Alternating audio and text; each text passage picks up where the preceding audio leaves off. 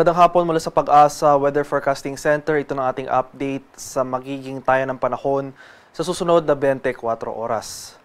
Makakaranas pa rin tayo ng mga pag-ulan na dulot ng northeast monsoon o itong malamig na hanging amihan dito sa areas ng extreme northern Luzon. Samantala, ito namang shearline o yung salubungan ng mainit at malamig na hangin, patuloy rin magdudulot ng mga kaulapan at mga kalat-kalat na pag-ulan, pakulog at pagkidlat sa nalalabing bahagi ng northern Luzon at buong Central Luzon. Sa Metro Manila at sa nalalabing bahagi ng ating bansa, makakaranas pa rin tayo ng maaliwala sa panahon.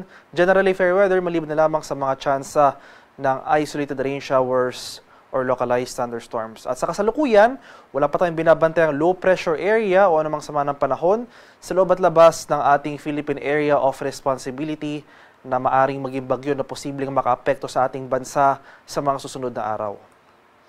At para naman sa magiging lagay ng ating panahon bukas, dahil pa rin sa amihan, asahan natin itong mga kaulapan at pag-ulan or mga pag-ambon dito sa areas ng Batanes at Babuyan Islands. At dahil naman sa shoreline, itong area ng mainland Cagayan, pati na rin itong Isabela at Aurora, magpapatuloy rin yung mga kaulapan at mga kalat-kalat na thunderstorms sa mga areas na ito. Kaya maghanda tayo sa mga posibleng banta ng pagbaha at pagguho ng lupa kung tuloy-tuloy ang pag-ulan na ating mararanasan. Sa Metro Manila at sa nalalabing bahagi ng Luzon, generally fair weather muli ang ating inaasahan bukas. At magdala pa rin tayo ng pananggalang sa ulan dahil posible pa rin yung thunderstorms, especially sa hapon hanggang sa gabi. Sa areas naman ng Palawan, Visayas at sa Mindanao, dito sa area ng Davao Region, inaasahan natin yung posibleng pag-iral ng Intertropical Convergence Zone, ITCZ. Kaya starting tomorrow, inaasahan natin itong mataas sa tsansa ng pag-ulan sa nabanggit na lugar. For Palawan, buong Visayas, and for the rest of Mindanao, maaliwala sa panahon rin natin inaasahan, bahagyang maulap hanggang sa maulap at papawirin. Sasamahan lamang yan ng mga panandaliang pag-ulan na dulot ng thunderstorms.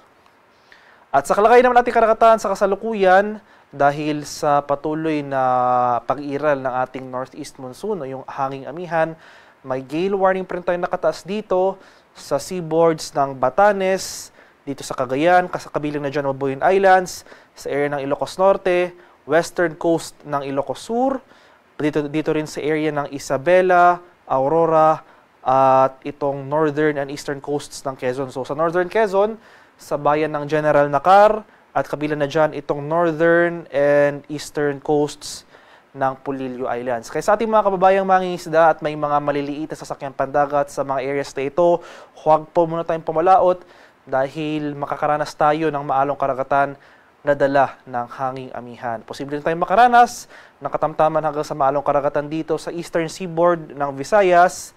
Kaya iba yung pag-iingat rin sa ating mga kababayan na maglalayag sa nabanggit na lugar. At para naman sa ating 3-day weather outlook sa mga piling syudad ng ating bansa, inasahan natin ang panibagong bugso ng amihan sa mga susunod na araw. Malaking bahagi ng Luzon, inasahan natin mararanasan na epekto nitong northeast monsoon. So generally fair weather pa rin nating inaasahan sa most of Luzon at bababa na yung chance ng ating thunderstorm activity. At kaya kung may mga pag-ulan man tayo mararanasan, ito yung mga light rains o pag-ambon lamang na dala ng hanging amihan. Magpapatuloy yung fair weather sa Visayas sa susunod na 3 araw. So from Monday to Wednesday, magpapatuloy itong maaliwala sa panahon.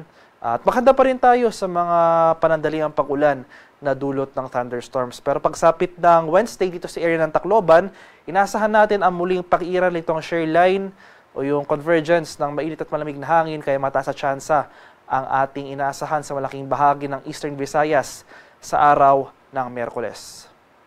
Sa areas naman ng Mindanao, sa mga syudad yan ng Metro Davao, Cagayan de Oro City at Zamboanga City, unti-unti mababawasan yung epekto ng mga pag-ulan na dulot ng ITCZ. Pero umiiral pa rin itong weather system na ito sa malaking bahagi ng Mindanao, kaya mataas pa rin yung chance ng thunderstorm activity sa hapon hanggang sa gabi. Gayunpaman, generally fair weather conditions sa ating inaasahan throughout the day at mainit at malinsangang panahon ang ating mararanasan.